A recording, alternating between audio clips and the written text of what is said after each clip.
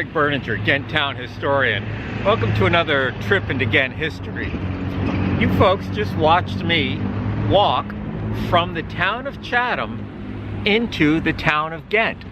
That's right, the village of Chatham is divided almost equally between the town of Chatham and the town of Ghent. And if there's one thing you remember from today, remember, the clock tower is in the town of Chatham.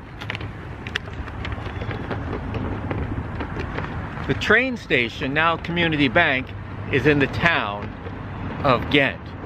And today we're going to explore the idea of town lines relative to communities and their relationship, or more often than not, how they do not relate to one another. So first, let's talk about when town lines really don't matter. And let's think of the various communities that existed in or connected to the town of Ghent. 11 miles southwest of here, about as far as you can get from here and still be in Ghent, was the site of the Columbia Springs Hotel. I'll drop a couple slides in here.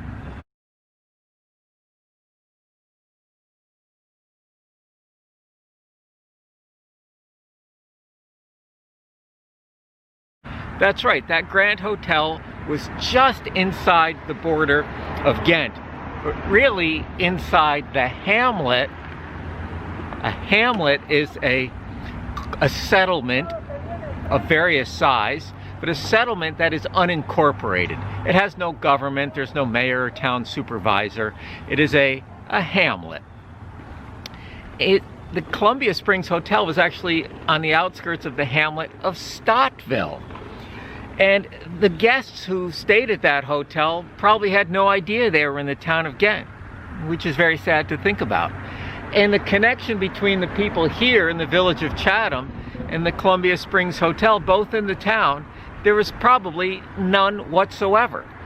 Now the people, the farmers especially, according to John Ostrander and his legends in his family, the farmers of West Ghent did supply food, probably firewood and other supplies for that hotel.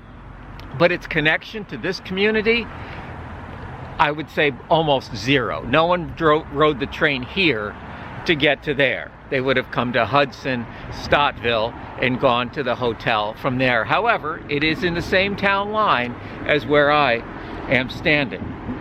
Another community about 6 miles due south of here was Pulver Station. It had its own school, hay press, post office, train station, and people there were likely more connected to the people of Philmont, and they did their shopping in Philmont when they needed to. Not the village of Chatham, which is again 6 miles away.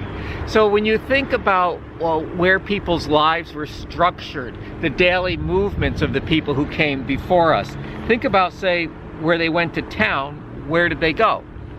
Of course, Chatham, hamlet of Ghent, Pulver Station, Philmont, and Melonville were all connected by the rail line. So there was certainly a connection there, but the southern part of Ghent was much more closely connected to Melonville and Philmont. Let's just think back to West Ghent for a minute. West Ghent had a church, still does, the Omai post office, the Grange, its own schools. It was its own community, and particularly in parts of it on, say, Leggett Road, those people would have gravitated towards the village of Kinderhook rather than the village of Chatham to get what they needed in a settled area. So when we think of everyday life, think of how the pattern of people's lives, not so much the boundaries that their house may have fallen in. Now sometimes town lines do matter, and I've got one little fun little story here about a day back in late November, early December 1920. Michael Bresnahan and his fiancée, Miss Pearl Christina Dewey of Westfield, Mass, came to Chatham to get married. Now here's something I don't know, and any of you do, let me know.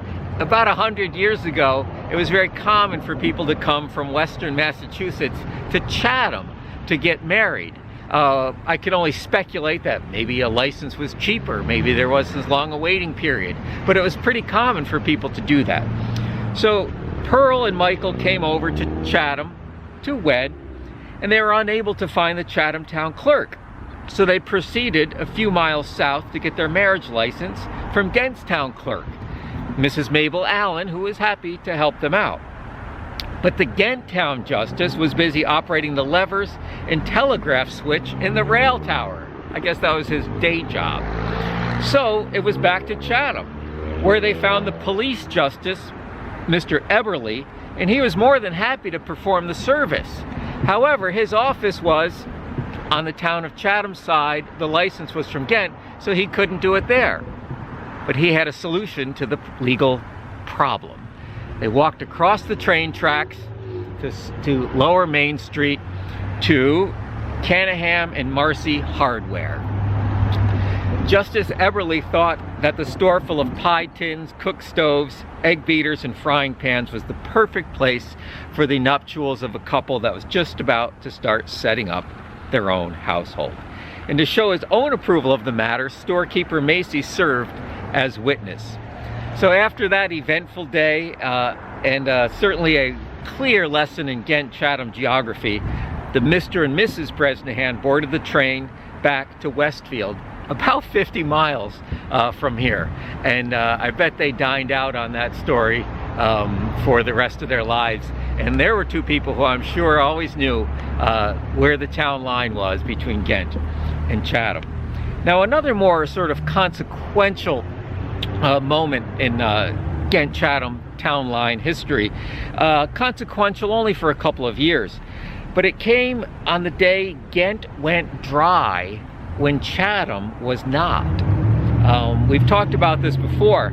After a very vigorous campaign from both sides of the issue, and automobiles being dispatched throughout the day of voting to get people to the polls, many driven by women, in September of 1918, Ghent voted to go dry. There were 4 ballot questions. Can you buy alcohol and bring it home? Can you buy it and drink it? And all 4 questions, dry, dry, dry, dry. And I emphasize women driving because women generally voted dry because it was the men who got drunk more often, and their wives didn't really like that. Their mothers probably didn't think much of it either. So anyway, in the village of Chatham here, 4 of the 5 places to get liquor and drink liquor were in the town of Ghent, and all 4 had to close. This was very bad news for them, but exceptionally good news for Mr. John Egan and his Hotel Stanwix. For a while, it was the only place in Chatham where one could buy liquor. Now, 2 years later, after the 18th Amendment to the U.S. Constitution was ratified and the very draconian Volstead Act was put into place, January 17th, 1920, all of America became one big, dry town. Now, nowadays, most laws and codes in the village of Chatham supersede town laws and codes, from what I understand. Occasionally there's a little bit of a brouhaha. Some of you remember when Price Chopper was building a new store, but we'll leave the details and presentation of that to a future town historian. Otherwise, property owners pay taxes to their respective towns and vote for leaders in this particular town that they live in. But the village of Chatham, one very nice, strong community, regardless of what side of the line you're in, closely connected to the hamlet of Ghent, but less closely connected to, say, that little corner of Stockville that falls inside the town of Ghent. So think about where your community is and where your town line is. But enough of that. Let's have some fun and check out some border crossings. Blaisdell's Funeral Home, town of Chatham. Blaisdell's Shed, town of Ghent. So if the day ever comes and I'm laid out here, I'm gonna have Mike lay me out in the shed. Chatham Public Library and Chatham Middle School are in the town of Ghent. The north side of Kinderhook Street, town of Chatham. Now, of course, by now you're wondering, whose idea was this to put a village over two towns? Well, it's kind of what came first. When Ghent was created in 1818, it was created from a large part of Claverick and parts of Kinderhook and Chatham. And towns then, when created, would have roughly 2,200 people. So the line was drawn. And what would later become Chatham Village was a little hamlet, a crossroads, called Groats Corners or Chatham Corners various times.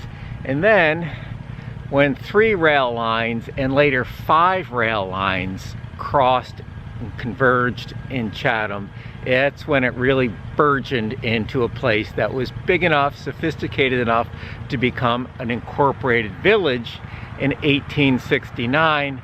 And then, of course, from there it only continues to grow through the golden age of rail, and it just spilled into the town of Ghent and further into the town of Chatham, and etc., etc. So nobody decided to put a village straddling the border of two towns. It's just because of the rail where it grew and kept growing and spilled into both towns. So no one to blame.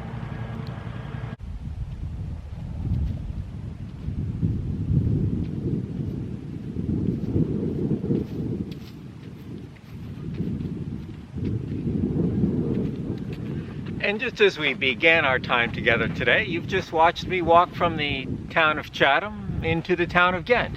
That's right, every time a pitcher on the softball field behind the Chatham High School throws a pitch, it goes all the way from the town of Chatham to the town of Ghent. And if the batter's lucky enough to hit it, he'll have to run, or she, all the way to the town of Chatham to first base. But for me, this is an easy one to remember, because no matter where I am, Ghent is always home. This was the most requested topic for me to cover in my video series here.